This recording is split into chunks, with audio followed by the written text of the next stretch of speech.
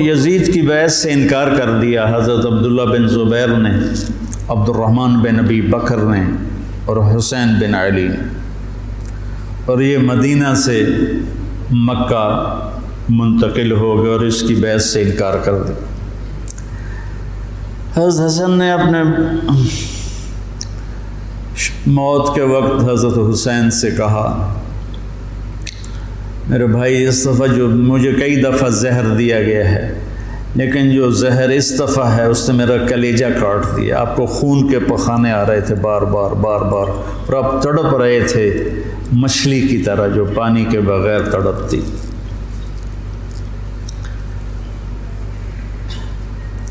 پھر کہنے لگے میرے بھائی میں نے خوب دیکھ لیا ہے،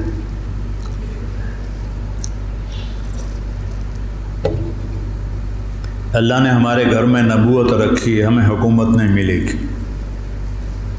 ہمیں نبوت کا شرف ہی رہے گا، حکومت نہیں ملے گی ہمیں۔ کوفی تمہیں دھوکہ دیں گے، ان کے دھوکے میں نہ آنا، انہوں نے تیرے باپ کو دھوکہ دیا ہے، انہوں نے مجھے دھوکہ دیا، یہ تجھے بھی تیرے ساتھ غداری کریں گے اور تیری موت تک یہ غداری کا انجام ہوگا۔ حضرت حسین کہنے لگے کس نے زہر دیا ہے؟ فرمایا کیا کرو گے؟ قتل کرو گے؟ کہنے لگے ہاں قتل کروں گا۔ کہا جس نے مجھے زہر دیا ہے اگر تو میرا گمان سچا ہے تو پھر میں آخرت میں خود ہی نمٹ لوں گا، اگر میرا گمان غلط ہے تو ایک بے گناہ قتل ہو جائے گا، نہیں میں نہیں بتاتا۔ تو اسی زہر میں تڑپ کے 46 سال کی عمر میں آپ کا انتقال ہو گیا، بالکل عین جوانی میں۔ تو جب یزید کی بہت زیادہ نافرمانیاں بڑھیں اور لوگوں میں شکایت پیدا ہوئی تو پھر آپ اپنے قافلے کو لے کرنے کے لیے کوفہ والوں کے بہت سے خطوط تھے، عبداللہ بن عباس نے روکا، عبداللہ بن عمر نے روکا، نہ جاؤ یہ غداری کریں گے۔ عبداللہ بن عباس کہنے لگے انہیں کہو تم ادھر آؤ، یہاں میرے پاس آؤ، میں یہاں سے لشکر بنا کے یزید کے خلاف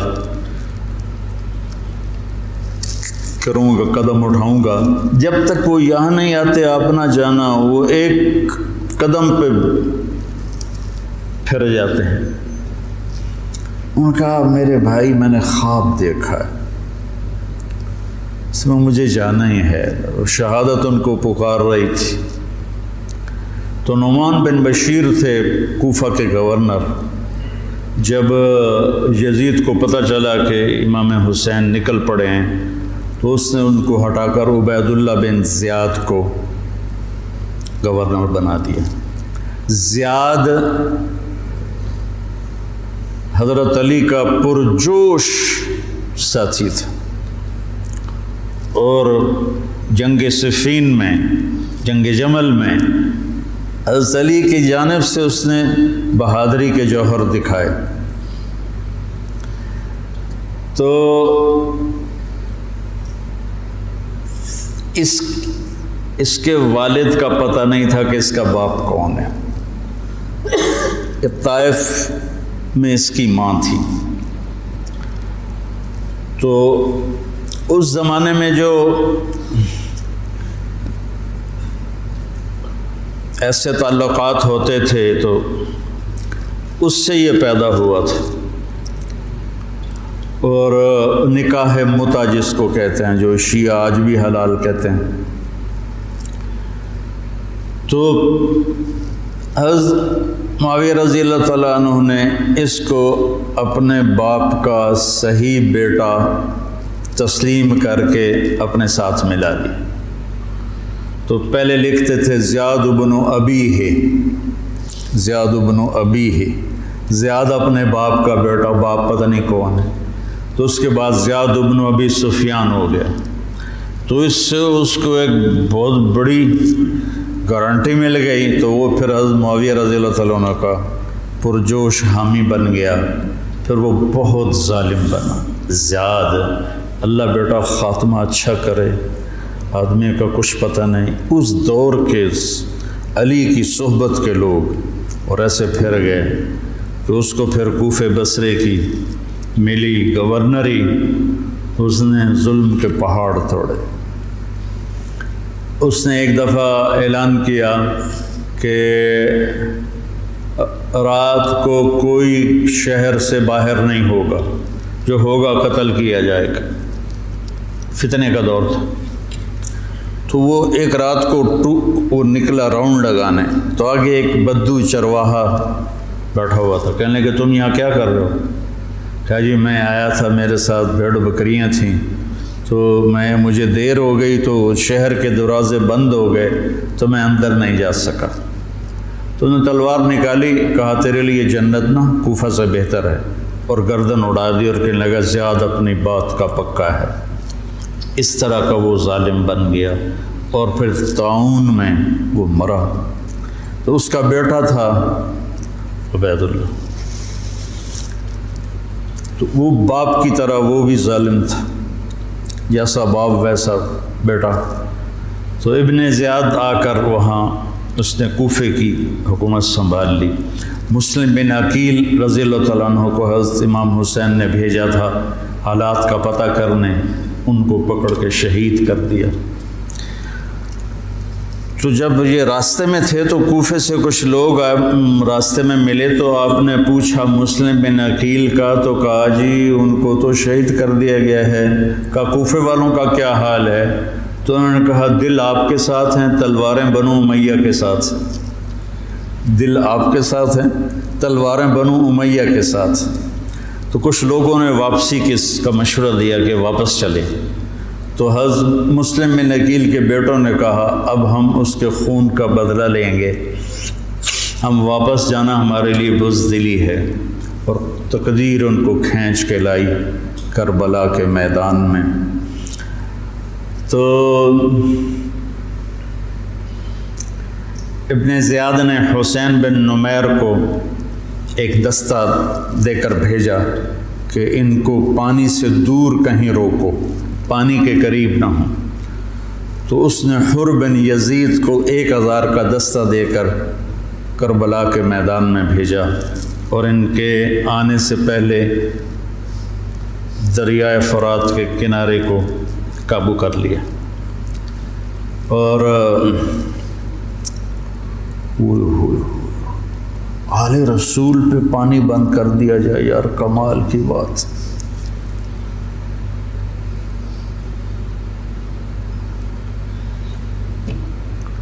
تو پھر عمر بن سعد، یہ سعد بن ابی وقاص کا بیٹا رضی اللہ تعالیٰ، اتنے بڑے صحابی کا بیٹا، جب لشکر آمنے سامنے ہوئے تو اس نے تیر نکالا اور چلا کر کا گواہ رہو پہلا تیر میں نے چلایا ہے۔ اور کس بات پہ بک گیا کہ ابن زیاد نے کہا تمہیں خراسان کا گورنر بنا دوں گا، تم جا کے حسینی لشکر کو قتل کر دو۔ تو وہ خراسان یا افغانستان کو خراسان کہتے تھے، خراسان کی گورنری کے لیے اس نے ایمان کا سودا کر دیا۔ اتنے بڑے صحابی کا بیٹا، خیر نبیوں کی اولاد کافر ہو گئی تو صحابی تو نبی سے نیچے ہی ہوتا ہے۔ حضرت علیہ السلام کا بیٹا کافر، بیوی کافر، لوط علیہ السلام کی بیوی کافر، یہ تو اللہ کے نظام ہے۔ تو وہ لشکر لے کر آیا تو شمر بن ذل جوشن، جوشن کہتے ہیں زرہ کو، جیسے درع کا لفظ تو عام ہے، مشہور ہے، لیکن جوشن بھی زرہ کو کہتے ہیں۔ عباسی خلیفہ تھا مقتدر، اس کے دور میں وفد آیا روم، اہل روم کا، تو اس نے پورے شہر میں سونے کی زرہیں بنا کر لٹکا دی، پورے بغداد کو اس نے سونے کی زروں سے مزین کر دیا۔ وہ جب آئے تو ان کو وہ سونے کی زریں دیکھ کر ہی ان کا تو پیشاب نکل گیا، ایسا اس نے اپنا روب و دبدبہ دکھایا۔ تو جوشن کہتے ہیں زرہ کو۔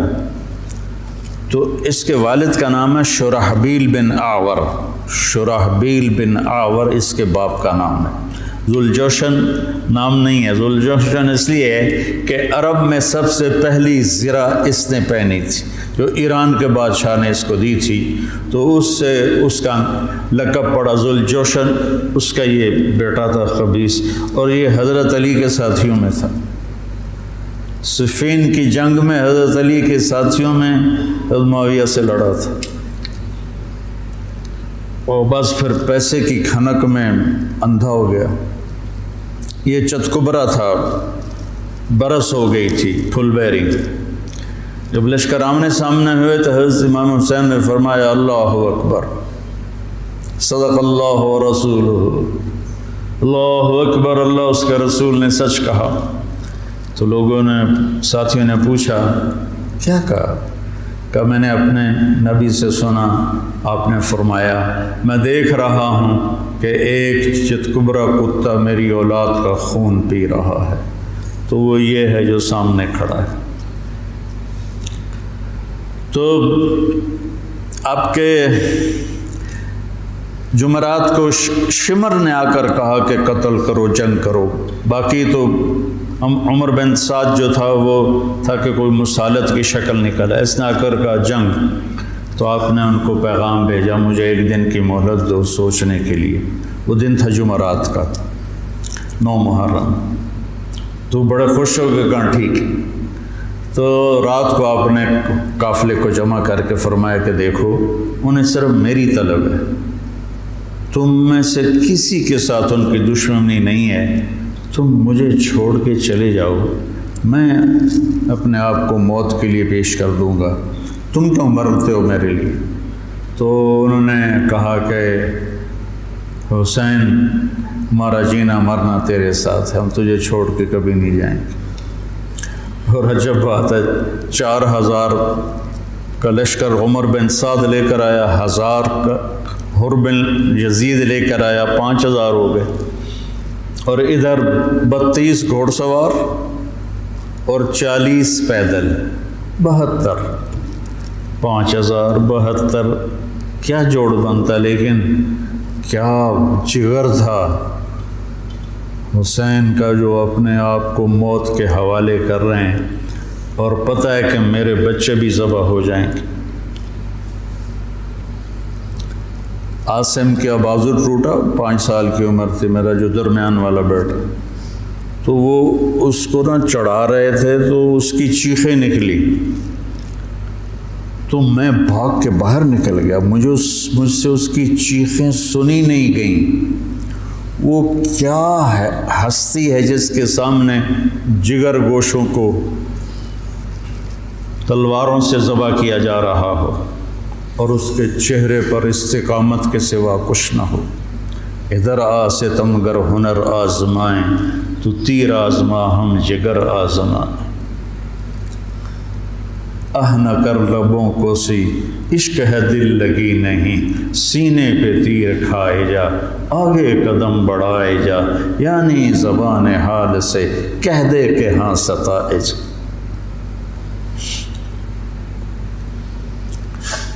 تو آپ نے رائٹ سائڈ پہ زہیر بن قین کو کھڑا کیا، اور لیفٹ پر حبیب بن مظاہر کو، درمیان میں عباس بن علی کو، جو آپ کے بھائی ہیں۔ حضرت علی کے 6 بیٹے شہید، امام حسین چھٹے ہیں، 5 بھائی آپ کے دوسری ماؤں سے تھے، جو حضرت علی نے شادیاں کیں، حضرت علی نے 8 شادیاں کی تھیں، یہ کے بعد دیکھ تو 5 وہ اور چھٹے حسین، اور علی کی ساری اولاد اہل بیت ہے۔ تو عباس کو آپ نے جھنڈا دیا درمیان میں، اور خود بھی ان کے ساتھ کھڑے ہوئے، اور پھر آسمان کی طرف ہاتھ اٹھا کے کہا انت ثقتی و رجائی۔ ہائے کیا حال ہوا ہوگا فرشتوں کا اس وقت جب آپ کہہ رہے تھے انت ثقتی و رجائی، اللہ تجھ پر ہی میرا بھروسہ ہے اور تجھ پر میری امیدیں ہیں، اور اللہ امتحان کے لیے ڈال چکا تھا۔ چھری چلی اسماعیل کی گردن پر، اللہ نے ہٹا دی۔ چھری چلنے لگی حضرت عبداللہ کی گردن پر، میرے نبی کا والد، اللہ نے ہٹا دی۔ جب حسین کی باری آئی تو چلا تھا۔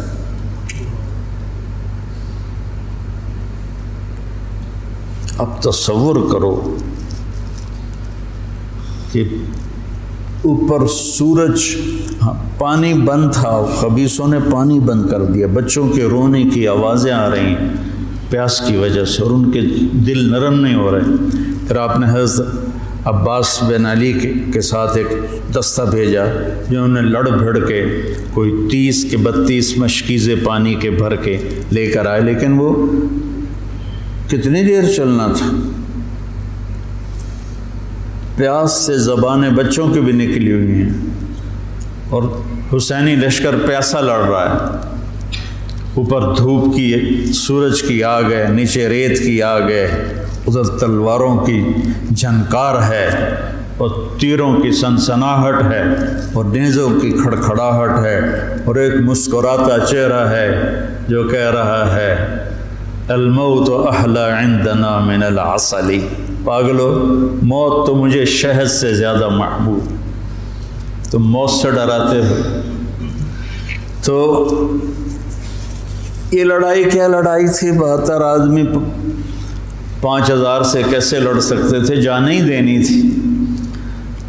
تو انہوں نے پہلے ان کے گھوڑوں کو بیکار کر دیا، گھوڑوں کو، شمر نے کہا ان کے گھوڑوں کو مارو۔ پہلے گھوڑوں کو مارا تو سارے پیدل ہو گئے، پیدل ہو گئے تو پھر گردنیں کٹنے لگی۔ حر بن یزید نے جب دیکھا کہ یہ تو واقعی لڑنے لگے ہیں، تو اس نے عمرو بن سعد سے پوچھا تم واقعی لڑو گے؟ کہنے لگا ہاں۔ کہنے لگا اچھا میں گھوڑے کو پانی پلا کے آتا ہوں جنگ شروع ہونے سے پہلے، اور گھوڑے کی لگام اٹھائی پانی پلانے کے بہانے، اور آ کر حضرت حسین کے قدموں میں گر گیا کہ مجھے نہیں پتا تھا یہ بدبخت آپ کی جان لے لیں گے، میں معافی چاہتا ہوں، میں اپنی جان کا نذرانہ آپ کے قدموں میں پیش کروں گا۔ ان کا بیٹا بھی ساتھ آ گیا، باپ بیٹا دونوں شہید ہوئے، اور وہ حضرت امام حسین کے ساتھ مل کے 1831 میں سید احمد شہید رحمۃ اللہ علیہ بالا کوٹ کے مقام پر شیر سنگھ سکھ جرنیل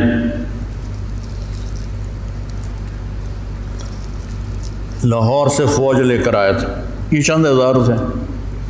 جب آمنے سامنے لشکر ہوئے تو ایک سکھ وہاں سے دوڑا، یا اللہ خاتمہ ایمان پہ ہو، اور اس نے آ کر اپنی وہ کڑا اتارا اور سید احمد شہید کے ہاتھوں کلمہ پڑھ لیا، اور سید احمد شہید کے لشکر سے ایک آدمی نکلا اور جا کر سکھوں کے لشکر میں شریک ہو گیا۔ وہ ادھر سے مارا گیا، یہ ادھر سے صرف کلمہ پڑھ کے شہادت کا درجہ پا کے جنت میں چلا گیا۔ اللہ برے خاتمہ سے بچائے، اللہ بری موت سے بچائے۔ اللہ نے ایمان دیا ہے، ایمان پر ہی موت آئے۔ تو ایک ایک کر کے جب سارے شہید ہو گئے تو پیچھے اہل بیت رہ گئے۔ تو پھر علی اکبر آپ کے بیٹے نے کہا ابا جان میں آپ کو مرتے دیکھ نہیں سکتا، میں چاہتا ہوں میں آپ سے پہلے مر جاؤں، میں آپ کو نہیں دیکھ سکتا مرتا ہو۔ تو انہوں نے اجازت دی، تو شیر کی طرح انہوں نے حملہ کیا، چاروں طرف نرغے میں آئے اور ذبح ہو گئے۔ تو پھر ان کے بیٹے ابو بکر بن حسین وہ شہید ہوئے۔ پھر قاسم بن حسن حسینی قافلے میں سب سے خوبصورت جوان تھے، پھر وہ آگے بڑھے، حضرت حسن کے 4 بیٹے شہید ہوئے۔ تو جب ان پر تلوار پڑی تو انہوں نے کہا یا عمّا، آئے چچا۔ تو حسین رضی اللہ تعالیٰ عنہ زخمی تنہم داغ داغ شد، سارا بدن خون و خون تھا۔ آپ نے آگے بڑھ کے قاتل پر وار کیا، اس کا ایک ہاتھ کاٹ دیا۔ پھر ان کے سرانے کھڑے ہو کر ایک عجب بات کہی کہ میرے بھتیجے آج تیرا چچا بڑا بے بس یہ کیا جواب دیں گے اللہ کے نبی کو قیامت کے دن کہ انہوں نے ان کی اولاد کو ہی ذبح کر دی؟ تو ان کی لاش کو اٹھایا اور پیچھے جا کے رکھ دیا۔ اس طرح ایک ایک کر کے مسلم بن عقیل کے عبد الرحمن عبداللہ شہید ہوئے، حضرت عبداللہ بن جعفر کے عون اور محمد شہید ہوئے، حضرت حسن کے ابو بکر عبداللہ اور قاسم شہید ہوئے، عثمان شہید ہوئے، آپ کے اپنے بیٹے حضرت علی کے عبداللہ، محمد، عثمان، جعفر، عباس، حسین 6 شہید ہوئے۔ اور پھر جب آخر میں آپ رہ گئے تو آپ نے اپنے چھوٹے بیٹے عبداللہ کو بلایا۔ آپ زخمی ہو چکے تھے، بہت پہلے قتل کیے جا سکتے تھے لیکن ہر کوئی ڈائریکٹ وار کرنے سے ڈر رہا تھا، تو آپ نے عبداللہ کو بلایا۔ 2 سال ان کی عمر تھی، ان کو لے کے گود میں بٹھایا، کیونکہ خیال تھا کہ یہ ظالم بچے کو تو معاف کر دیں گے، لیکن ایک ابن الموقد تھا کوفے کا، اس نے طاق کے تیر مارا۔ تیر خطا بھی ہو سکتا تھا لیکن تقدیر کا امتحان ابھی باقی تھا، تو تیر سیدھا اس بچے کے گلے میں آیا۔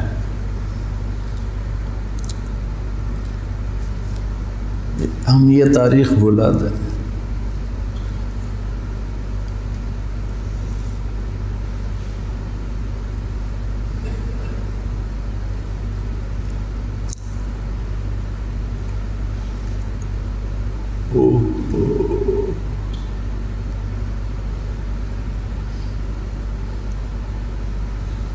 جب عبداللہ کی گردن ڈھلکی،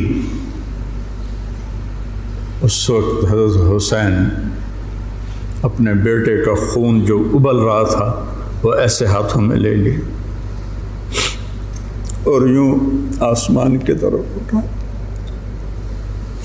کیا حال ہوا ہوگا اس وقت زمین آسمان کی مخلوق، آسمان کے فرشتوں کا۔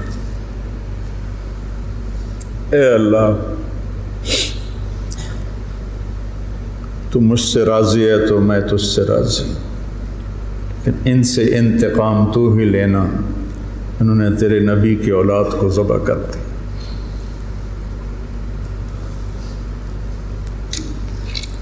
بیٹا میں مرغا ذبح ہوتا ہوا نہیں دیکھ سکتا، وہ جانوروں کی قربانی پہ جانور کے اوپر کھڑا ہونا ہوتا ہے۔ میں 1-2 قربانیاں دیکھیں، پھر مجھے ہمت نہیں ہوئی، میں پیچھے جا کے بیٹھ گیا۔ اور یہاں بچے سے 2 سال کا بچہ کتنا پیارا ہوتا ہے، اور اس کے یہاں تیر لگے اور وہ آہ بھی نہ کر سکے، اور باپ کی گود میں اس کی گردن ڈھلک جائے۔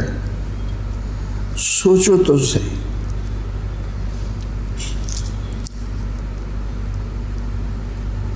میں اہل بیت کا مراسی، میں 2001 سے روزہ اقدس پہ جاتا تھا اور آپ کا پورا نسب نامہ پڑھ کے آپ کو سلام پیش کرتا تھا۔ یہ ہمارے مراسی آتے ہیں تو میرے باپ دادے پردادے کے نام لے کر کہتے ہیں، جھوٹے سچے ان کی تعریفیں کرتے ہیں۔ تو میں کہتا یا رسول اللہ، ہمارے مراسی ہماری جھوٹی تعریفیں کرتے ہیں، پر آپ تو سچے، ہماری تعریف سے بھی اوپر۔ مجھے اپنا مراسی بنا رہے، میں آپ کا مراسی بننا چاہتا ہوں۔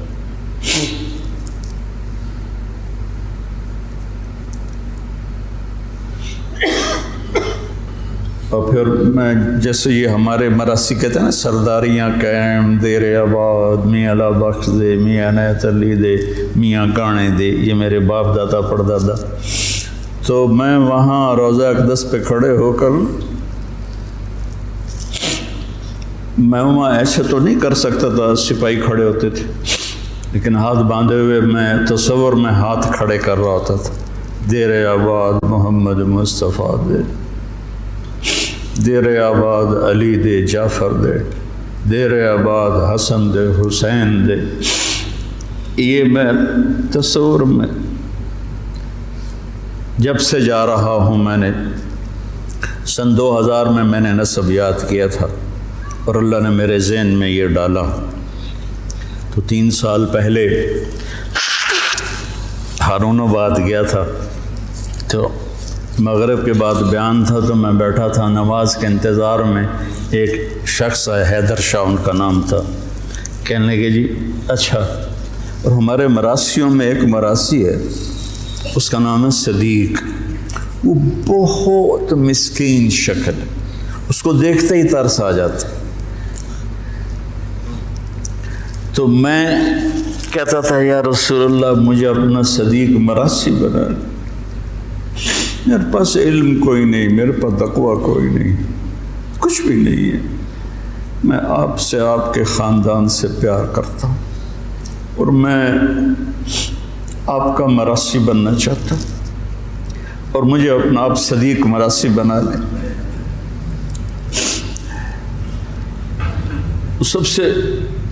سب سے معصوم اور مسکین شکل کا ہے،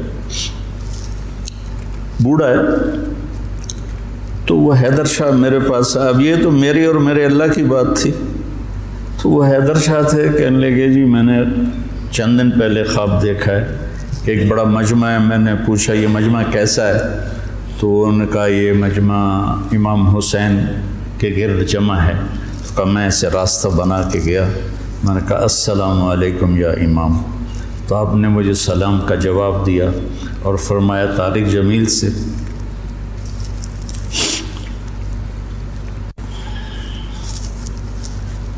طارق جمیل کو ہمارا پیغام دو کہ ہم نے اسے اپنا صدیق مراسی بنا لیا۔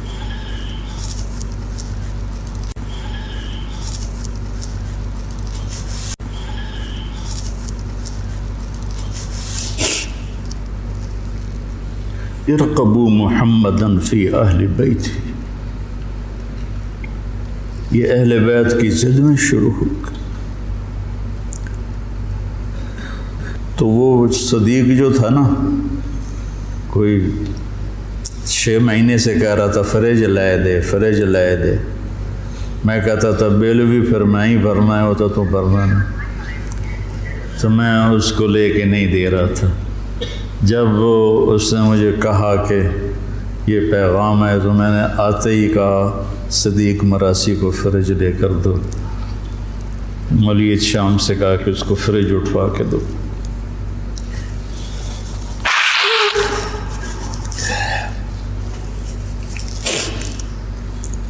تو اکیلی جان رہ گئی اور ایسے بے بس، کہاں سے الفاظ لاؤں، دکھ کے، درد کے، غم کے، نوحے مرثیے کہاں پہنچتے ہیں غم حسین کو، جس کو میرے نبی نے سینے سے لگایا، کندھے پہ بٹھایا، سر سے لے کر پاؤں تک اس کے پورے بدن کو بوسے دیے، وہ تیروں سے چھلنی ہے، نیزوں سے چھلنی ہے، تو شمر خبیث نے کہا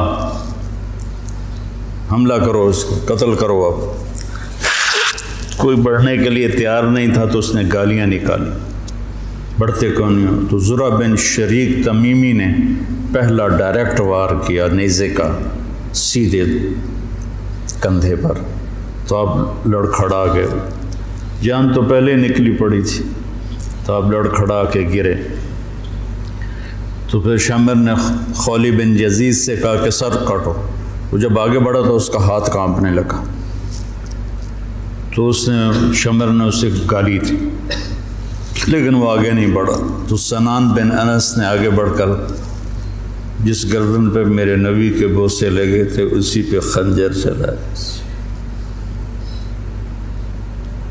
ذبح کر دی۔ کربلا ایک پیغام ہے، یہ اس لیے نہیں ہے کہ ہم 10 دن رو رو رو کے بس چھٹی کر لیں، کہ اللہ اس کے رسول کی اطاعت میں جان، مال، اولاد قربان کرنی پڑے تو سستا سودا ہے، زندگی تو آخرت کی۔ شمر بھی مر گیا، قتل ہوا خبیث، ابن زیاد بھی قتل ہوا، ایک بھی زندہ نہیں بچا اپنی موت مرا ہو، سب قتل ہوئے، 5000 کے 5000۔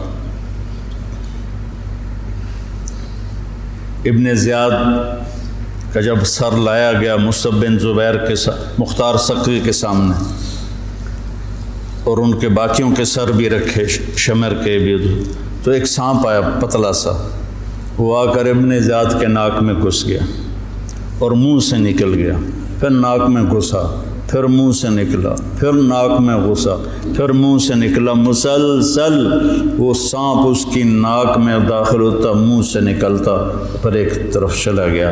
اللہ نے دنیا میں دکھایا کہ یہ خبیث سانپوں کے سپرد کیا جائے گا۔ جب گلا کاٹ کے نیزے پہ چڑھا دیا تو پھر زنان خانے کو پکڑا گیا۔ تو حضرت زینب کیا جگر والی خاتون ہے، 6 بھائیوں کی شہادت دیکھی، 2 بیٹوں کی شہادت دیکھی، عون اور عبداللہ۔ آپ عبداللہ بن جعفر کی زوجہ محترمہ تھی، ان سے 2 بیٹے تھے، عون اور عبداللہ۔ 2 بیٹوں کو شہید ہوتے دیکھا، 6 بھائیوں کو شہید ہوتے دیکھا، سارے خاندان کو ذبح ہوتے دیکھا۔ امام زین العابدین ساری رات روتے تھے، تو ان کے خادم نے پوچھا، حضرت اللہ نے اتنا کچھ آپ کو دے دیا، اب آپ ساری رات کیوں روتے ہیں؟ کہنے لگے، میرے بھائی یعقوب علیہ السلام کا ایک بچہ گم ہوا تھا، یوسف، اور وہ بھی مل گیا تھا، تو اس کے لیے 40 سال وہ روتے روتے آنکھیں گنوا بیٹھے۔ میں نے تو اپنے سارے خاندان کو اپنے سامنے ذبح ہوتے دیکھا، خاندان بھی خاندان نبوت، اور یہاں یزید کا دفاع کیا جا رہا ہے۔ لعنت ہو ایسے لوگوں پر۔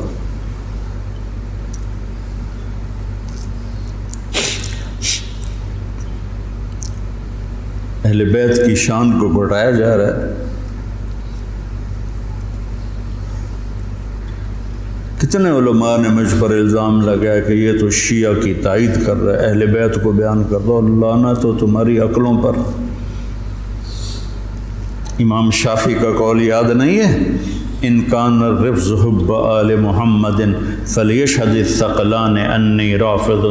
دیوان شافعی میں پڑھو، میں نے تو بہت پہلے کبھی کچھ یاد کیا تھا، اب تو بھول آ گیا، کہ اگر اہل بیت کی محبت کا نام شیعہ ہونا ہے تو جنات اور انسان سن لو، میں بھی شیعہ ہوں۔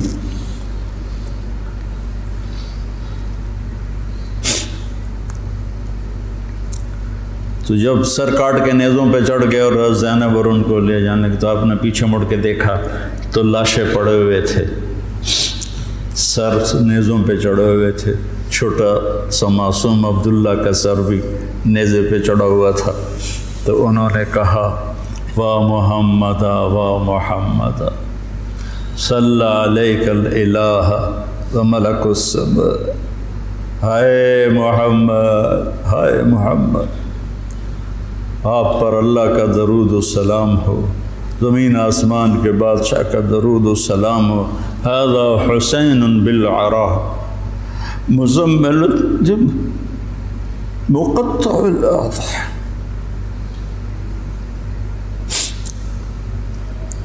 اے محمد، اے محمد، یہ حسین پڑا ہوا ہے، اس کا لاشا بے گور و کفن۔ میں ایک اور ترجمہ کیا کرتا ہوں کہ یا رسول اللہ، آج حسین کی بارات ہے، مزمل الدماء، اپنے خون کا سرخ جوڑا پہنا ہوا ہے، مقطع الاعضاء، اپنی بوٹیوں کا ہار گلے میں سجایا ہوا، بناتوں کا سبایا، آپ کی بیٹیاں قید ہو گئیں، وذریتوں کا مقتلہ، آپ کی نسل ذبح کر دی گئی، تصفی علیہ الرعاہ، کوفیوں نے کفن نہیں دینے دیا تھا، تو کہنے لگی انہیں کفن نہیں دیا گیا تو ہوا کو غیرت آئی، ہائے، اس نے خاک کو اڑایا اور خاک کا کفن پہنا دیا۔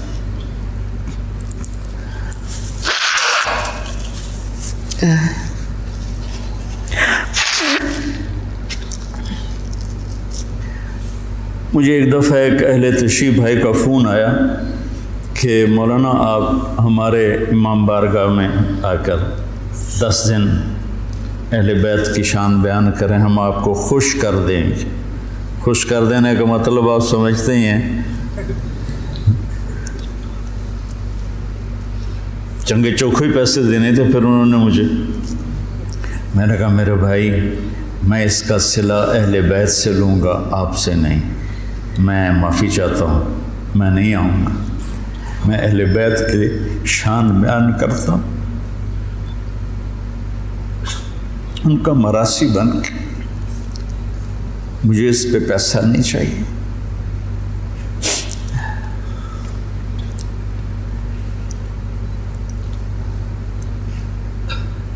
فرزدق نے زین العابدین رضی اللہ عنہ کی شان میں قصیدہ لکھا، تو اس پر ہشام نے اس کو قید کر دیا عثمان میں، تو انہوں نے قید میں اس کو 10,000 درہم بھیجے۔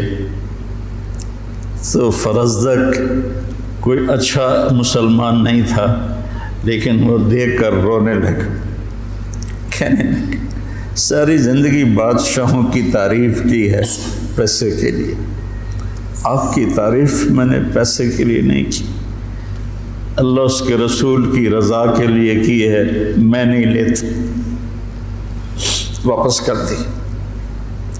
تو امام زین العابدین نے پھر دوبارہ بھیجی اور کہا اہل بیت کے گھر سے جب کوئی چیز نکل جاتی ہے تو واپس نہیں جاتی، تم قبول کر لو، تمہاری نیت کا اجر بھی تمہیں مل گیا۔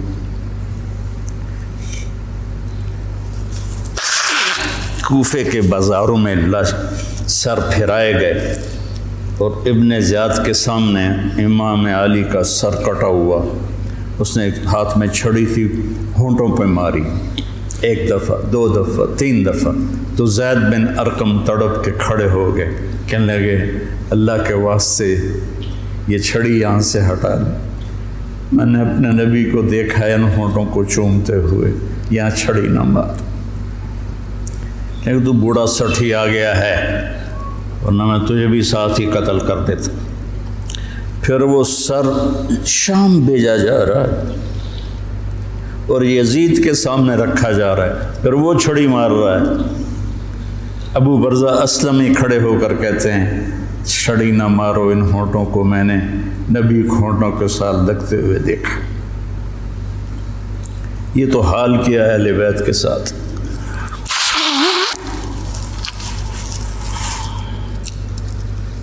بہرحال میرے بھائیوں،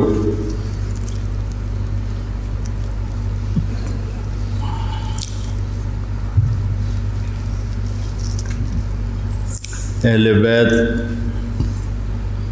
آپ نے فرمایا اذکرکم اللہ فی اہل بیتی، اذکرکم اللہ فی اہل بیتی، اذکرکم اللہ فی اہل بیتی، میں تمہیں اہل بیت کے بارے میں ڈراتا ہوں، اپنے اہل بیت کے بارے میں اللہ سے ڈراتا ہوں، اپنے اہل بیت کے بارے میں تمہیں اللہ سے ڈراتا ہوں۔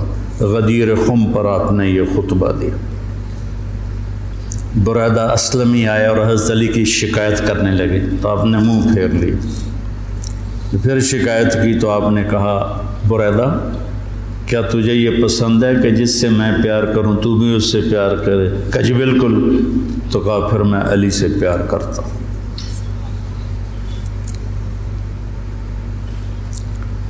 میرے عزیزو، میرے بھائیو، کربلا ایک سبق ہے۔ کربلا صرف 10 دن رونے دھونے کے لیے نہیں ہے، ایک سبق ہے کہ اپنی زندگی کو اللہ رسول کے سامنے جھکا دو۔ گردنیں کٹنے کے لیے اللہ ہم سے نہیں مطالبہ کر رہا، وہ انہیں ہستیوں کے لیے تھا۔ ہمارے ذمہ ہے کہ ہم اللہ اس کے رسول کے سامنے سر جھکائیں، مسلم بن کے چلیں، مومن بن کے چلیں۔ اللہ کے واسطے میرے بچوں، اگر میرے شاگرد ہو تو یہ دیوبندی اور یہ بریلوی یہ جھگڑے نکال دو، اپنے آپ کو مسلمان کہو، مسلمان۔ میں ایک دفعہ ایک جگہ بیٹھا تھا تو ایک بزرگ بیٹھے تھے، کہنے لگے جی آپ دیوبندی ہیں کہ بریلوی؟ تو میں نے کہا جی میں مسلمان ہوں۔ وہ مجھے ایسے دیکھنے لگا، وہ کہنے لگا میری 60 برس 70 برس عمر ہے، میں نے آج تک کسی کو یہ کہتے ہوئے نہیں سنا، تو میں تمہیں مسلمان دیکھنا چاہتا ہوں، میں تمہیں دیوبندیت سے نکالنا چاہتا ہوں، مسلم بنو، مسلمان بنو۔ ہم امام ابو حنیفہ کے فتوے پر چلتے ہیں، ان کے فتاوی کی جو تشریح اہل دیوبند نے کی ہے ہم اس کو زیادہ صحیح سمجھتے ہیں، باقیوں کو عزت دیتے ہیں، احترام کرتے ہیں، ہمارے سینے کھلے ہوئے سب کے لیے، ہم ہی حق پر ہیں اور ہم ہی جنتی ہیں، یہ عجب تمہارے اندر سے نکالنا چاہتا ہوں۔ کریم بادشاہ ہے جس کو چاہے معاف کر دے، ہم ٹھیکیدار ہیں۔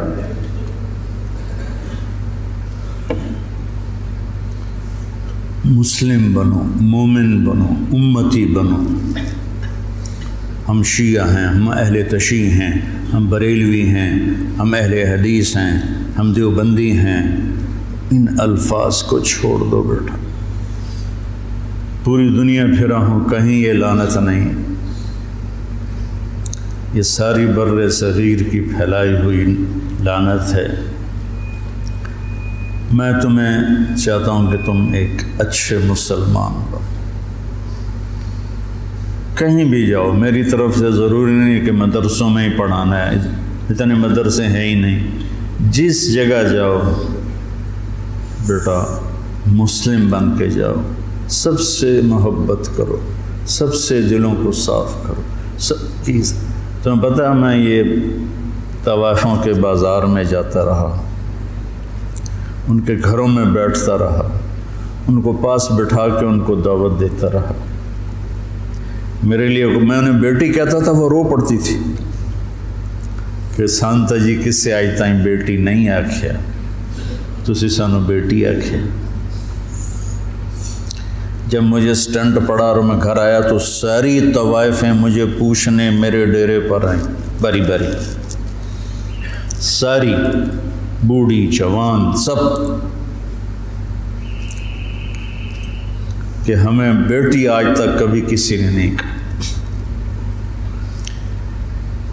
ایک سے میں نے کہا اپنی بچی کی شادی کر دیں،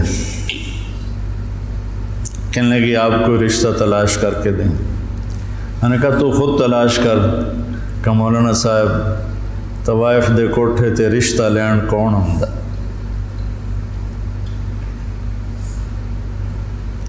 طوائف دے کوٹھے تے تب خریدار ہی آن۔ طوائف کو طوائف کس نے بنایا؟ وہ اسی طرح میاں صاحب ہے، اور اس کے ماتھے پہ طوائف کا ٹیکا لگ گیا۔ تو میں نے تو ان کے پاس جانے میں بھی کبھی یار محسوس نہیں کی۔ تو اپنے ذہن کو کشادہ رکھو، ٹھیک ہے؟ مسلم بنو، مسلم، اس پر اپنے آپ کو قائم رکھو۔ اللہم لک الحمد کما انت اہلہ فصلی علی محمد کما انت اہلہ وافعل بنا ما انت اہلہ انک اہل التقوی و اہل المغفرہ۔ میرے رب، ہم تیرے محبوب کی اولاد کے غم میں جمع ہوئے تھے، میرے مولا، ان کے تڑپتے لاشیں، ان کے کٹے ہوئے سر، ان کے بے گور و کفن جسم، وہ پوری امت کو پیغام دے رہے ہیں کہ ہم تیرے بن کے چلیں۔ یا اللہ ہم نے سب کچھ بھلا دیا، یا اللہ ہمیں معاف فرما دے، نفس و شیطان کے غلام بن گئے، یا اللہ تو ہمیں معاف فرما دے۔ یا اللہ جنہیں تو نے جنت کا سردار بنایا، جنہیں تو نے خوشخبریاں سنائی میرے نبی کہ علی تیرا گھر میرے گھر کے سامنے ہوگا، تو پھر جب علی کا گھر سامنے ہوگا تو حسن حسین فاطمہ بھی وہیں ہوں گے۔ اتنے عالی مقام لوگ تیرے نام پہ کٹ گئے میرے مولا، لٹ گئے میرے مولا، لٹ گئے میرے مولا، ٹکڑے ٹکڑے ہو گئے میرے مولا۔ یا اللہ ہمیں اپنے مسلمان ہونے پر ہی شرمندگی محسوس ہوتی ہے، کہاں مسلمان ہونا اور کہاں ہماری غفلتیں ہیں۔ کہاں ہماری نافرمانیاں، ہماری غیبتیں، ہماری نفرتیں، یا اللہ مہربانی کر، مدت ہو گئی امت کو ذبح ہو، یا اللہ زوال کا دور تو آتا رہا ہے، لیکن اتنا لمبا زوال کبھی نہیں ہے۔ 300 سال ہو گئے یا اللہ، تیرے حبیب کی امت گمراہ بھی ہو اور کٹ کٹ کے بھی برباد ہو گئے میرے مولا۔ آج زمین خون سے سیراب ہے تو تیرے حبیب کی امت کا خون ہے، گھروں سے دھواں اٹھ رہا ہے تو تیرے حبیب کی امت کے گھر جلائے جا رہے ہیں، بچوں کی چیخیں آہو بکا ہے تو تیرے حبیب کی امت میں سے میرے مولا چور کے ہاتھ کٹنے پر تیرے نبی کے آنسو بہ نکلے تھے، یا اللہ آج پوری دھرتی پر تیرے حبیب کی امت ذبح ہو گئی۔ آ جانا میرے مولا، آ جانا، آ جا میرے رب، آ جا میرے مولا، میرے مالک، تیرے آنے سے ہی ہم نکلیں گے ان اندھیروں سے، ان غفلتوں سے، ان ظلمتوں سے، ان ذلتوں سے۔ آج تیرے محبوب کی امت کے نوجوان دہریے ہو رہے ہیں میرے مولا، ہماری یونیورسٹیاں، ہمارے اسکول کالج ذبح خانے بن چکے ہیں میرے مولا، ہماری عزتیں تار تار ہیں، ہمارے دامن آلودہ ہیں میرے مالک۔ ہدایت تیرے ہی ہاتھ میں ہے، یہ مدرسے، یہ خانقاہیں، یہ تبلیغ، یہ تو سب کھلونے ہیں میرے مولا، تو ہدایت دے گا تو ملے گی، تیری طرف سے ارادہ ہوگا تو تو ارادہ فرما۔ اب تجھے آج حسین کے خون کا واسطہ دیتے، ان کی مظلومیت کا واسطہ دیتے، ان کی تڑپتی لاش کا ہم تجھے واسطہ دیتے، ان کے کٹے ہوئے سر کا تجھے وہ معصوم گلاب جیسا چہرہ عبداللہ 2 سال کا، اللہ اس کے لیے اس کے معصوم کٹے ہوئے سر کا واسطہ دیتے، حضرت زینب کی آہو بکا کا واسطہ، کیسے انہوں نے میرے مولا تڑپ تڑپ کے تجھے پکارا، یا اللہ ہماری جولی تو خالی، ہمارے پاس تجھے دینے کے لیے کچھ ہے نہیں، ریاکاریاں ہیں، دکھاوے ہیں، پتہ نہیں ہم کس کے لیے کر رہے ہیں۔ میرے مالک، میرے آقا، میرے مولا، تو ہدایت کا فیصلہ فرما، ہمارے دیس کی حفاظت فرما، یہ سازشوں میں گھرا ہوا ہے، اس کی حفاظت فرما، ہمارے مدارس کی حفاظت فرما، ہمارے خانقاہوں کی حفاظت فرما، ہمارے تبلیغ کے کام کی حفاظت فرما۔ یہ چھوٹا سا میرا سرمایہ ہے، معصوم نوجوان بچے جو تیرے لیے گھر چھوڑ کے بیٹھے، یا اللہ یہی میرا سر، یا اللہ ان نوجوانوں کی تو خیر میرے مولا جو تیرا دین سیکھنے کے لیے گھر چھوڑ کے آئے بیٹھے، یا اللہ یہ میری زراعت ہے، یہ میری کھیتی ہے، یہ میری تجارت، یہ میری تجارت، یا اللہ میرے مالک، مجھے کوئی دعویٰ نہیں اخلاص کا، کچھ پتہ نہیں ہے میرے مولا کہ یہ سب کچھ تیرے لیے ہے یا اپنے نفس کے لیے ہے یا اپنی شہرت اور دکھاوے کے لیے ہے، لیکن ہم اپنی زبان سے کہہ رہے ہیں کہ ہم تیرے لیے کر رہے ہیں، تو ہمیں ہمارے اس کاوش کو قبول فرما لے، ہمیں اہل بیت کا محبت کرنے والا بنا دے، ہمارے نام ان سے محبت کرنے والوں کے رجسٹر میں لکھوا دے، ان کے مراثی کے رجسٹر میں لکھوا دے، ہمارے دل ان کی محبت سے بھر دے، اپنے حبیب کی محبت سے بھر دے، صحابہ کی محبت سے بھر دے۔ یا اللہ ان سارے بچوں کو ہدایت کا ذریعہ بنا، ان کو اہل علم بنا، اہل تقوی بنا۔ یا اللہ ان کی زبان میں تاثیر پیدا فرما، یہ تیرے بندوں کو تجھ سے ملانے والے بنے، ان میں ہمیں اخلاص نصیب فرما۔ یا اللہ یہ ہمارا چھوٹا سا شہر ہے، آس پاس گاؤں ہیں، ان سب کو بہت ہی بھلائیاں نصیب فرما، شر اور فساد کو دور فرما، اور ہمیں امت بن کے چلنے کی توفیق نصیب فرما۔ وصلی اللہ تعالی علی النبی الکریم، آمین برحمتک۔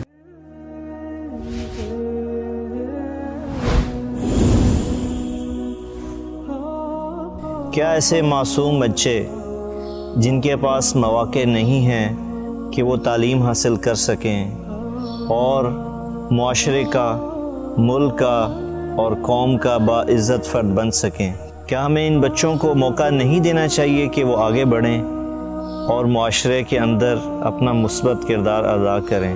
اگر ہم نے ان بچوں کو موقع نہ دیا تو یہ بچے اسی صبح و شام کے آنے جانے میں اپنا مقام کھو بیٹھیں گے۔ اسی لیے MTJ فاؤنڈیشن لا رہا ہے یتیم اور غریب بچوں کے لیے اسکالرشپ کا پروگرام۔ اب ہمارا بچہ پڑھے گا، آگے بڑھے گا۔